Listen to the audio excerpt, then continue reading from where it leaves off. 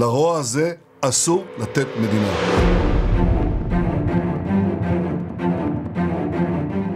সীমা লঙ্ঘনের মাত্রা ছাড়িয়ে যাচ্ছে দখলদার ইসরায়েল। দখলকৃত পশ্চিম তীরে কাউকেই সহ্য করছে না বসতি স্থাপনকারীরা। দখলদার সেনাদের নাকের ডগায় একের পর এক অঘটন ঘটিয়ে যাচ্ছে তারা। এবার তো রাশিয়ান কূটনীতিকদের বহনকারী একটি গাড়িতে হামলা করেছে বসতি স্থাপনকারীরা। সেই সাথে মৌখিকভাবে তাদের হুমকিও দেওয়ার কথা জানিয়েছে রাশিয়া। এই ঘটনাকে 1961 সালের কূটনৈতিক সম্পর্কের ভিয়েনা কনভেনশন লঙ্ঘনের সাথে বিবেচনা করেছেন রুশ পররাষ্ট্র মন্ত্রণালয়ের মুখপাত্র মারিয়া জাখারোভা। সেই সাথে মস্কো অভিযোগ করেছে ইসরায়েলি সেনাদের উপস্থিতিতেই এমন ঘটনা ঘটিয়েছে বসতি স্থাপনকারীরা। বিষয়টি নিয়ে ব্যবস্থা নিতে ইতোমধ্যে ফিলিস্তিনি কর্তৃপক্ষকে জানিয়েছে মস্কো।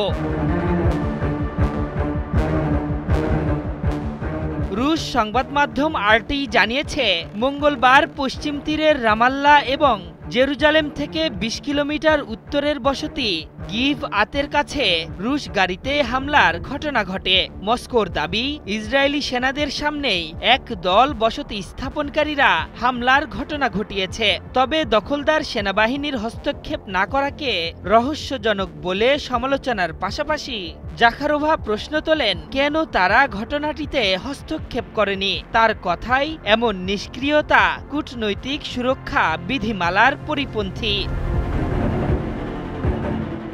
রুশ সংবাদ মাধ্যম জানিয়েছে রাশিয়ান কূটনীতিকদের ফিলিস্তিনি অধিদপ্তরে নিয়ে যাওয়ার সময় গাড়িতে হামলা করে বসে বসতি স্থাপনকারীরা। এতে গাড়িটি ক্ষতিগ্রস্ত হয়েছে। এই হামলার প্রতিবাদে জাতিসংঘের নিরাপত্তা পরিষদে নিন্দা জানিয়েছে রুশ প্রতিনিধি। রুশ কূটনীতিকদের উপর হামলার ঘটনা এমন এক সময় হলো যখন সামরিক অভিযান চালিয়ে পুরো গাজা নিয়ন্ত্রণে নেয়ার হুঁশিয়ারি দিয়েছেন বেনিয়ামিন নেতানিয়াহু। বিষয়টি নিয়ে মন্ত্রিপরিষদে সমর্থনও তুলবেন তিনি।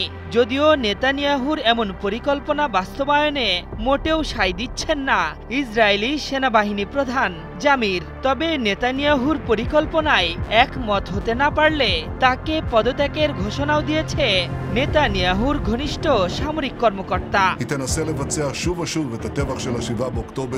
নেতানিয়াহুর এমন পরিকল্পনায় কোনো বাধা দিবে না মার্কিন যুক্তরাষ্ট্র।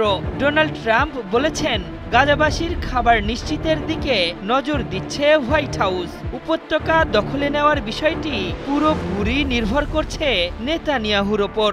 এদিকে ট্রাম্পকে অন্ধের মতো সমর্থন করে গেলেও তার পশ্চিমা মিত্ররা উল্টো পথে হাঁটছে। আগামী সেপ্টেম্বরেই ফিলিস্তিনকে রাষ্ট্র হিসেবে স্বীকৃতি দেবে ফ্রান্স, যুক্তরাজ্য ও কানাডার মতো দেশ। আশরাফুল ইসলাম, ৭১।